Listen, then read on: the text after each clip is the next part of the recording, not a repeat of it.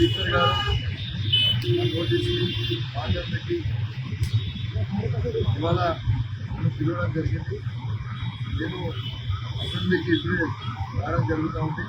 10:30కి మాది ఎంక్వైరీ ఉంది. ఖచ్చితంగా ఆనంద్ నాగేందర్ గారిని సస్పెండ్ డెఫినెట్గా చేస్తారని కోరుతా ఉన్నాను. ఎందుకంటే ఇది చాలా క్లియర్ కట్ కేసు. మన టీఆర్ఎస్ పార్టీ ఎమ్మెల్యేగా ఉంటుకుంటూ ఇలా కాంగ్రెస్ పార్టీ బీఫామ్ మీద ఇలా సికింద్రాబాద్ పార్లమెంట్ సభ్యులుగా పోటీ చేసింది అందరూ కూడా చూసింది. ఇది చాలా క్లియర్ కట్ కేసు.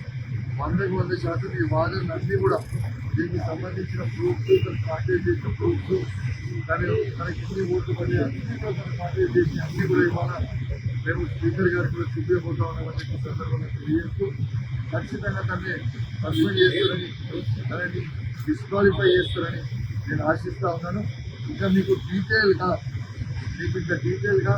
ఎంక్వైరీ అయిపోయి వచ్చిన తర్వాత మీకు డీటెయిల్గా మళ్ళీ వచ్చి ప్రెస్ మీట్ పెడతా అని చెప్పి సందర్భంగా తెలియజేస్తా ఉన్నాను. ఎందుకంటే ఆల్రెడీ 10:30కి నేను లోపలికి పోవాలి కాబట్టి మీరు దయచేసి మనం వచ్చిన తర్వాత మీకు డీటెయిల్గా మీ అందరికీ కూడా లోపల ఏమైంది, ఏ ప్రశ్నలు అడిగారు, వాళ్ళకి ఏం జవాబు చేశారు అది పూర్తిగా నేను చెప్పిస్తాను. యాక్షన్ ఏముంటుంది, రియాక్షన్ ఏముంటుంది, ఇంకా క్లియర్గా తనని డిస్క్వాలిఫై చేయాలని మేము క్లియర్గా పిటిషన్ చేసినాం, హైకోర్టు చేసినాం, సుప్రీంకోర్టు చేసినాం. సుప్రీంకోర్టు నుంచి డైరెక్షన్స్ వచ్చింది. ఇలా ప్రూఫ్ కూడా చూపించబోతా ఉన్నాం. ఖచ్చితంగా దానం నాగేందర్ గారిని ఇలా డిస్క్వాలిఫై చేయడం సత్యం అని చెప్పి మీకు తెలియదు. ఇలా ఐటమ్ ప్రూఫ్ అంటే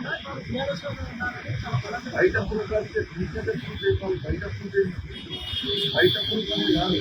ఇక వెరీ క్లియర్గా దానం నాగేందర్ గారి స్పెషల్ కేసులో ఆయన బీఆర్ఎస్ పార్టీ ఎమ్మెల్యేగా ఉంటూ 6 monthsలో పార్లమెంట్ ఎలక్షన్ వస్తే కాంగ్రెస్ పార్టీ అభ్యర్థిగా ఏఐసిసి ప్రెసిడెంట్ అప్రూవ్ చేస్తే తను ఆ కాంగ్రెస్ పార్టీ బీఫామ్ మీద పోటీ చేసిన తర్వాత ఇక దీనికంటే పెద్ద ప్రూఫ్ సమాజానికి కాదు, స్పీకర్ గారి గారికి ఇవ్వాలని చెప్పి నేను అడుగుతా ఉన్నాను.